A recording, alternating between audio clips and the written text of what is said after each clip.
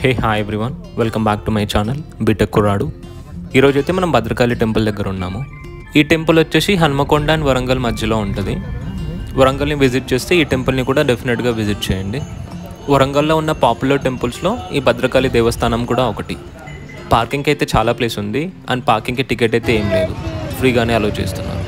మేమైతే 1000 స్తంభాల గుడిని కవర్ చేసుకొని ఇక్కడికి వచ్చాము. ఆ 1000 పిల్లర్ టెంపుల్ నుంచి ఈ భద్రకాళి దేవస్థానం వచ్చేసి ఒక 3 కిలోమీటర్స్ ఉంటుంది. ఒక 10-15 మినిట్స్లో వచ్చేయచ్చు. ఆ 1000 పిల్లర్ టెంపుల్ వీడియో చూడకపోతే చూడండి, నా ఛానల్లో ఉంటుంది. ఈ టెంపుల్ టైమింగ్స్ వచ్చేసి మార్నింగ్ 5 నుంచి మధ్యాహ్నం 1 వరకు, మళ్ళీ 3 నుంచి నైట్ 8:30 వరకు ఓపెన్ ఉంటుంది. సో కొంచెం ప్లాన్ చేసుకొని వెళ్ళండి. ఈ టెంపుల్ ముందైతే ఎండ తగలకుండా షెడ్ లాగైతే వేశారు, చల్లగా బాగుంది. భద్రకాళి అమ్మవారికి ఉన్న పురాతనమైన టెంపుల్లో ఈ టెంపుల్ కూడా ఒకటి. ఈ టెంపుల్ని చాళుక్యుల రాజైన పులకేశి II బిల్డ్ చేశారు. అప్పటి ఆంధ్రదేశంలో ఉన్న వెంగి రీజన్పై గెలుపుకి గుర్తుగా ఈ టెంపుల్ని బిల్డ్ చేశారంట. ఆ తర్వాత కాకతీయులు ఈ టెంపుల్ని అడాప్ట్ చేసుకొని భద్రకాళి అమ్మవారిని కులదేవతగా పూజించేవారంట. కాకతీయ మహారాజైన గణపతి దేవ ఈ టెంపుల్ పక్కనే చెరువును కూడా బిల్డ్ చేశారంట. ఆ చెరువు అయితే ఇప్పుడు కంప్లీట్గా ఎండిపోయింది. కాకతీయ సామ్రాజ్యం పైన ముస్లింల దాడి తర్వాత ఈ టెంపుల్ ప్రాధాన్యత కాస్త తగ్గింది. ముస్లింల దాడి తర్వాత కాకతీయులు అల్లావుద్దీన్ ఖిల్జీతో శాంతి ఒప్పందాన్ని కుదుర్చుకొని ఒక వజ్రాన్ని కానుకగా ఇచ్చారంట.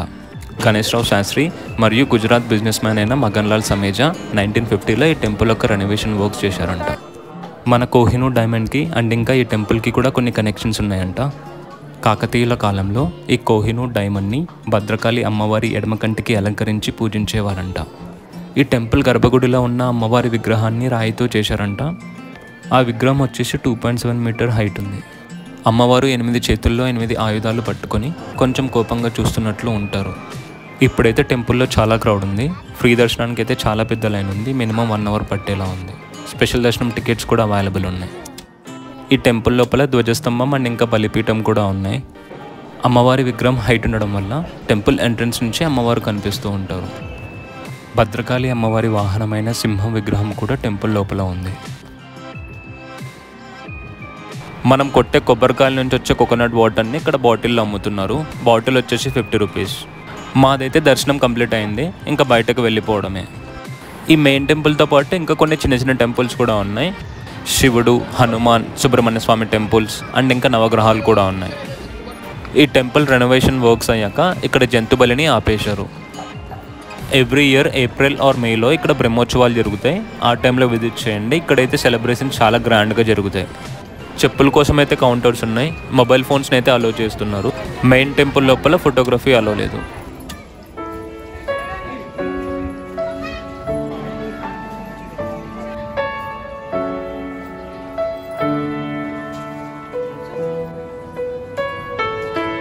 ఈ టెంపుల్ యొక్క కంప్లీట్ హిస్టరీ ఇక్కడ మెన్షన్ చేశారు.